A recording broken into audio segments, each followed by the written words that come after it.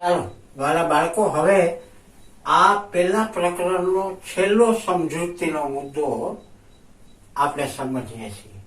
ખૂબ મજા આવે એવો છે. આમ ભલે તમને કઈ વાંચવામાં અટપટું લાગે, પણ એટલો બધો મજાનો આ મુદ્દો છે. જોઈએ આપણે. જો પેલો એમાં પોઈન્ટ છે મુખ્ય સમય સંખ્યાઓ અને તેનું દશાંશ નિરૂપણ, એનું આ પુનરાવર્તન એવો શબ્દ આપણા પાઠ્યપુસ્તકમાં લખેલો છે. તો સમય સંખ્યાઓનું દશાંશ નિરૂપણનું એક બે પેલા આપણે ઉદાહરણ સમજીએ. આપણે એમ લખીએ કે 0.25. ચાલો, મેં આમ લખ્યું છે. આ સમય સંખ્યા છે અને એને દશાંશમાં આપણે લખી છે. તો આનો અર્થ શું થાય? બહુ સીધી જ વાત છે, આપણને ખબર છે. 25/100 થાય ને. એટલે કે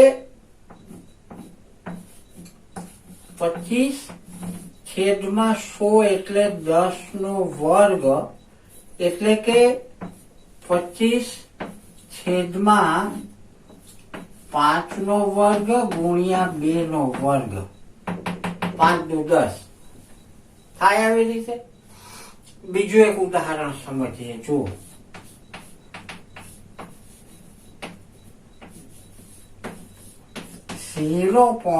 .375. તો આને આપણે જો દશાંશમાં લઈએ તો 375/1000 થયા. એકમ, દશક, સો અને હજાર થયા. એટલે 375/10⁻³ એટલે 375/2⁻5⁻3. જોયું? હવે આને હજી જો આ બે ઉદાહરણમાં દશાંશ વાળી સંખ્યાઓના આપણે સાદુરૂપ આપ્યું તો તમે નિરીક્ષણ કરો, છેદમાં 5ની અને 2ની ઘાત આવે છે ત્યારે પોઈન્ટમાં હોય ત્યારે. વધારે સ્પષ્ટતા કરીએ તો તમે અહીં જુઓ, 25 એટલે 5 નો વર્ગ છેદના 5 નો વર્ગ ગુણ્યા 2 નો વર્ગ છે ને. તો આ તો સમાન છે. તો 1/2 નો વર્ગ આવું સ્વરૂપ આવ્યું. અહીંયા એવી રીતે જુઓ, આને તમે સાદું રૂપ આપો, 5 વડે ભાગાકાર કરો તો 5×7 = 35 અને 25×25 છેદમાં 2⁵ ગુણ્યા 5⁵ બરાબર. અહીંયા જુઓ, 25×13 = 75 થાય. 25 એટલે 5ની 2 ઘાત ને 1 5 એટલે 5ની 3 ઘાત ગુણ્યા 3 છેદમાં 2ની 3 ઘાત ગુણ્યા 5ની 3 ઘાત. તો 3/2ની 3 ઘાત આવું સ્વરૂપ મળ્યું. આનું અંતિમ સ્વરૂપ આવું મળ્યું. એટલે આના ઉપરથી આપણે એક તારણ કાઢવાનું છે કે જ્યારે પણ કોઈ પણ સમય સંખ્યા દશાંશમાં દર્શાવેલી હોય તો એના Q નું સ્વરૂપ આ P/Q છે. P/Q. તો P/Q માં Q નું સ્વરૂપ છે એ કાં તો 2ની n ઘાત હોય, 5ની m ઘાત હોય, બંનેની ઘાત હોય, અથવા બેમાંથી એકની આવી કોઈ ઘાત હોય. દશાંશમાં હોય તો આ સ્વરૂપ જ મળે. એટલે આના ઉપરથી આપણે એવું કહી શકીએ કે કોઈ પણ સમય સંખ્યા P/Q માટે જ્યાં P અને Q અવિભાજ્ય હોય, આ અવિભાજ્ય સ્વરૂપ થઈ ગયું, તો Q ને 2ની m ઘાત n ઘાત ગુણ્યા 5ની m ઘાત સ્વરૂપમાં દર્શાવી શકાય છે. આવું આનો અર્થ આપણે સમજ્યા. કઈ વાંધો નહીં. આ તમારા પાઠ્યપુસ્તકમાં પ્રમેય નંબર 1.5 તરીકે દર્શાવેલું છે, જે મેં લખ્યું નથી, મેં તમને અહીંયા સમજાવ્યું છે. પણ હવે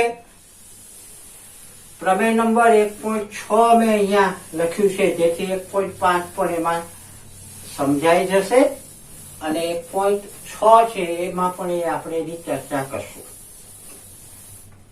તો જુઓ, પ્રમેય નંબર 1.6 શું કહે છે કે જો x બરાબર p છેદમાં q માં, એટલે આ p છેદમાં q છે એટલે કેવી સંખ્યા હોય? સમય સંખ્યા. તો x બરાબર p છેદ q માં q નું અવિભાજ્યોમાં, આ q છે ને એના અવિભાજ્ય અવયવ કરી, હમણાં છેલ્લે આપણે અવિભાજ્ય અવયવ કર્યા, તો અવિભાજ્યમાં 2n ગુણ્યા 5m સ્વરૂપે હોય અને n અને m એ અનુરૂણ પૂર્ણાંકો હોય તો x નું દશાંશ નિરૂપણ શાંત હોય. આ પહેલી વાત. બરાબર સમજો, ખાલી એટલો જ મુદ્દો, સાબિતી બાબીતી નથી કાંઈ.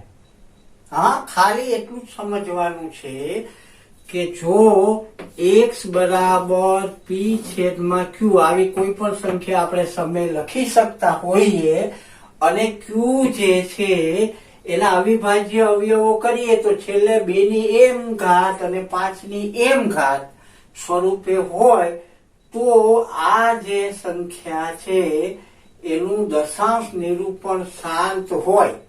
પ્રશ્ન અહીંયા એ સમજવાનો છે કે ક્યારે દશાંશ નિરૂપણ શાંત હોય, ક્યારે શાંત ન હોય, અનંત હોય. તો એ સમજવા માટે આ બે પ્રમેય મહત્વના છે, ખાલી સમજવાના છે. શું પેલા પ્રમેય ઉપરથી 1.6 ઉપરથી સમજ્યા કે જો p છેદમાં q સ્વરૂપની કોઈ પણ સમય સંખ્યા હોય અને q ના અવિભાજ્ય અવયવો કરીએ તો એની એક માત્ર 2n ગુણ્યા 5m એવા સ્વરૂપમાં હોય તો x નું દશાંશ નિરૂપણ શાંત થાય.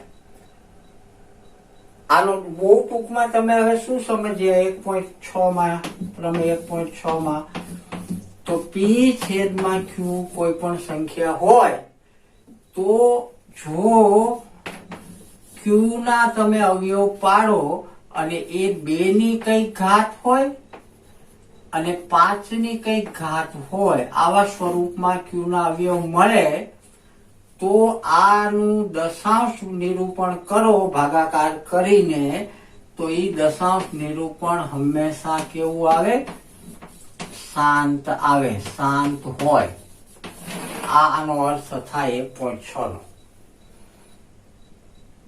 આપણે દાખલાઓ લેશું ત્યારે આ સમજશું, પણ આટલી વાત તમે બરાબર યાદ રાખો. q જે છે છેદની સંખ્યા, એના તમે અવિભાજ્ય અવયવો કરો તો એ આ બે સ્વરૂપમાં જ હોવા જોઈએ.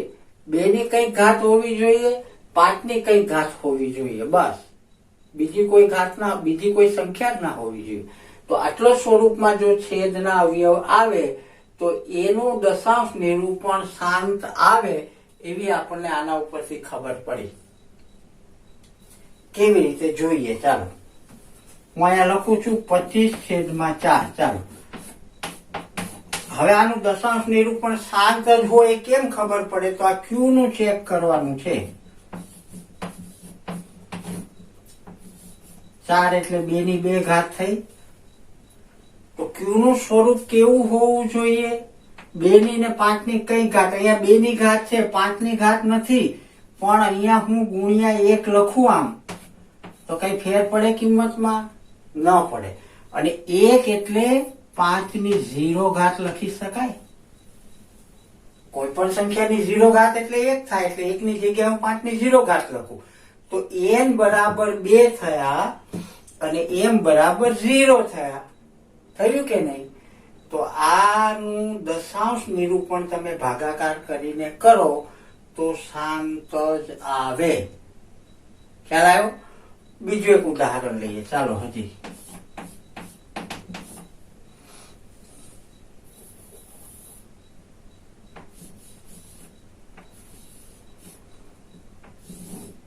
બત્રીસ છેદમાં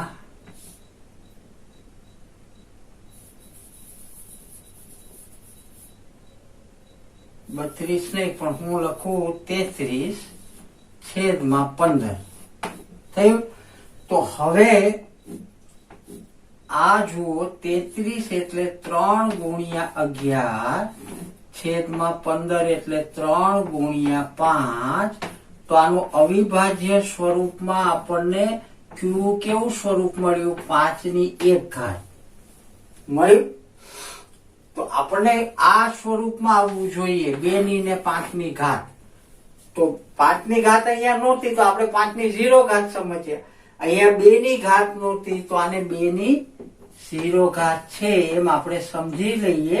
અને આનું દશાંશ ભાગાકાર કરવા તો અનંત નહીં આવે, શાંત આવશે. અમુક ભાગાકાર પછી પોઈન્ટ છે શૂન્ય શેષ આવી જશે. ખ્યાલ આવે? તો 1.6 નો આ અર્થ થાય. ટૂંકમાં 1.6 નો અર્થ આપણે શું સમજ્યા? તો કે જે છેદનો ક્યુ હોય એ ક્યુ ના અવિભાજ્ય અવયવો આવા સ્વરૂપમાં આવે તો એ સંખ્યાનું દશાંશ નિરૂપણ શાંત થાય એ નક્કી થયું. હવે 1.7 સમજીએ. તો એમાં શું કે છે? આની જેમ જ કે ક્યુ નું અવિભાજ્યમાં અવયવીકરણ અનુરૂણ પૂર્ણાંકો n અને m માટે 2 ની n ઘાત અને 5 ની m ઘાત સ્વરૂપે ન હોય તો આ સંખ્યાનું દશાંશ નિરૂપણ અનંત અને આવૃત્ત આવે. જોઈએ 1.7. તો એ શું કે છે સમજો તમે કે x અને p છેદમાં q x બરાબર આવી કોઈ સંખ્યા હોય અને q નું અવયવીકરણ કરીએ અને એ 2 ની n ઘાત ગુણ્યા 5 ની m ઘાત સ્વરૂપમાં ન હોય તો આવી સંખ્યાનું દશાંશ નિરૂપણ અનંત અને આવૃત્ત આવે. કેવું આવે? અનંત અને આવૃત્ત જ હોય. જો હોય આ સ્વરૂપમાં q તો શાંત આવે, આ સ્વરૂપમાં ન હોય તો અનંત અને આવૃત્ત આવે. બસ આટલી જ વાત. સમજાણું? તો આ પ્રમેય નંબર 1.6 ને 1.7 નો અર્થ છે.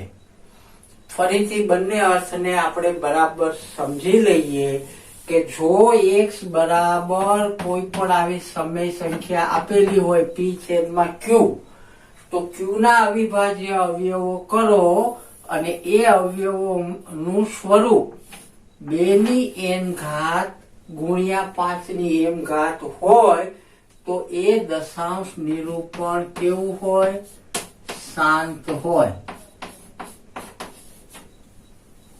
બરાબર? અને જો q નું અવિભાજ્ય અવયવ આવા સ્વરૂપમાં ન હોય તો દશાંશ નિરૂપણ કેવું હોય? અનંત અને આવૃત્ત. અનંત અને આવૃત્ત હોય. આ 2 પોઈન્ટ ખાલી આ પ્રમેયના આધારે યાદ રાખવાના છે. યાદ રાખજો આ 2 જ અવયવ હોવા જોઈએ. સાથે આ 2 ની સાથે ત્રીજી કોઈ પણ સંખ્યા ગુણાંકમાં આવે તો એ આ ગણાશે નહીં. માત્ર આ 2 જ અવયવ છેદમાં હોવા જોઈએ, 2 ની ઘાતમાં અને 5 ની ઘાતમાં.